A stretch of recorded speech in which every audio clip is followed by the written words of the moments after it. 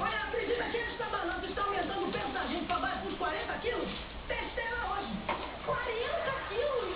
Caraca! Ué, mas está marcando 42. Então quer dizer que eu estou perdendo 2 quilos? Ai, meu Deus, socorro! Como é que vai ter 2 quilos? Calma, meu amor, calma. Que se balança fosse sincera, a gente não pisava nela, tá? Balança não pode. Mas deixa a balança pra lá, porque eu mesma não preciso de balança. Eu sem balança, só me utilizando da dieta que eu prescrevi pra você. Olha como estou esbelta. Olha. E aí?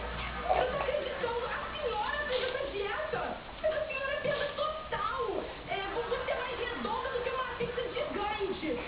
Gigante não, Maracanã. E com a boca de piada. É isso, menina? O que é isso? O que é isso? Menina, você ainda tem muito que aprender nesta vida. Menina, você me respeita. O que é?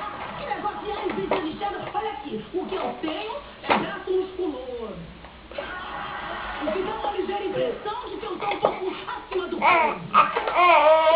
Eu vou procurar outra oftalmologista. Menina, me rendeu procurar outra oftalmologista. Vem com o papai, vem. Vem pra cá, vem. Vem aqui, vem.